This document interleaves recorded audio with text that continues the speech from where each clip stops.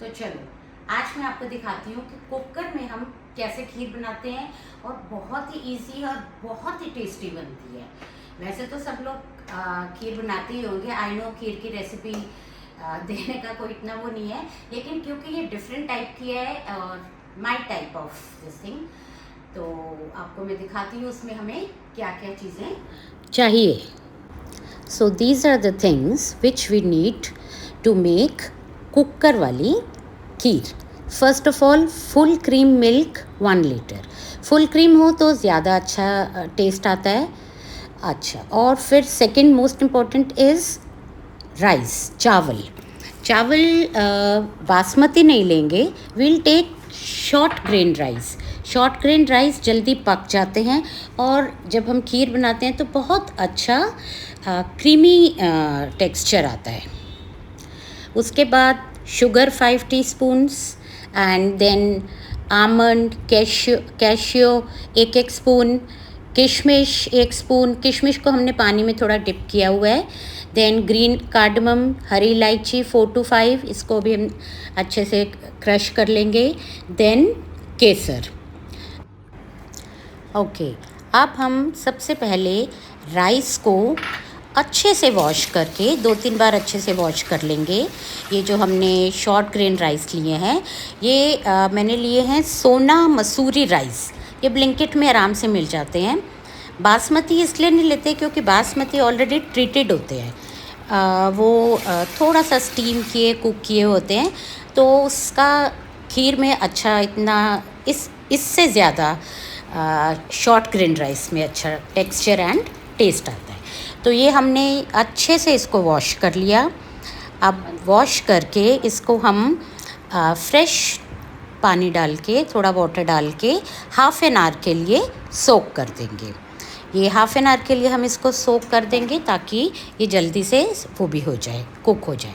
उसके बाद जो हमने ये हरी इलायची ली थी, ग्रीन कार्डमम, इसको अच्छे से क्रश कर लेंगे। क्रश करके जो इसका बाहर का छिलका होता है ना, उसको अलग कर लेंगे। That we won't put in this milk, we will only put जो उसके अंदर का अच्छे से हमने क्रश कर लिया है ये वाला, और जो छिलका है उसको you can put in your tea leaves. अच्छा, टी जब बनाओगे ना तो इलायची की अच्छी खुशबू आएगी। ओके, अब इसके बाद हम जो केसर है, केसर में थोड़ा सा मिल्क डाल के उसको रख देंगे।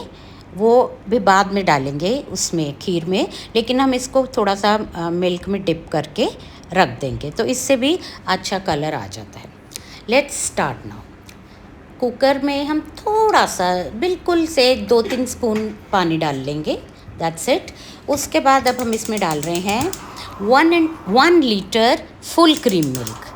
फुल क्रीम मिल्क को ज़रूरी नहीं है कि वो बॉयल हो रखा हो, कच्चा डाल दोगे तो that would be better rather. तो ये हमने पूरा 1 लीटर डाल दिया।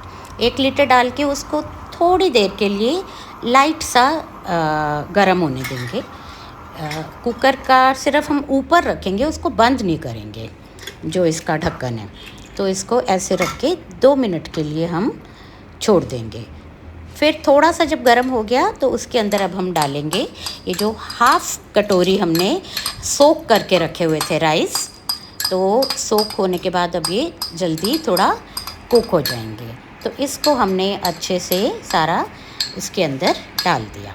अब ये हम मिक्स करके इसके अंदर डालेंगे इलायची जो हमने क्रश करके रखी थी ना, जिसका छिलका अलग करके वो टी लीव्स वाले बैग में डाल दिया, बॉक्स में डाल दिया कि नहीं, डिब्बे में, उसमें डाल दो। और ये जो था जो क्रश किया हुआ है, ये हमने ये मिल्क और राइस का जो है उसके अंदर डाल दिया।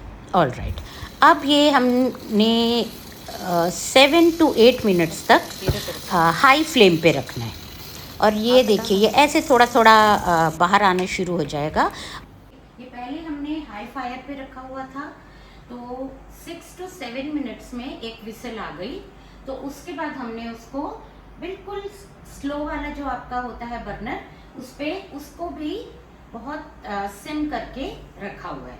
तो अब थोड़ी देर हम इसको इस पर रखेंगे और उसके बाद शुगर डालेंगे। ओके, कुकर और कढ़ाई में बनाने में एक ये डिफरेंस है कि आपको बार बार कुकर में स्टर नहीं करना पड़ता। लाइक पहले जब तक एक सीटी बजती रही हमने रख दिया साइड में और उसके बाद स्टर नहीं करना पड़ा बार बार। अब ये हमने इसमें 5 स्पून्स शुगर डालने, 5 और 6 जैसा आपका टेस्ट हो। पहले आप 5 डालना, अगर आपको लगे कि और ज़्यादा चाहिए तो 6 कर देना। अच्छा, इसके बाद हम ये जो हमने ड्राई फ्रूट्स छोटे छोटे काटे हुए थे, आमंड्स 1 स्पून, कैश्यू एंड किशमिश जो हमने वाटर में डिप की हुई थी, ये हम इसमें डाल देंगे, बट सारा नहीं डालेंगे, थोड़ा सा रख देंगे। और उसके बाद अब हम ये डालेंगे केसर, केसर जो हमने मिल्क में डिप किया हुआ था। अब इसको कर दिया, ऑलमोस्ट हमारी सब चीज़ें हमने डाल दी हैं। अब इसके बाद इसको अच्छे से स्टर करके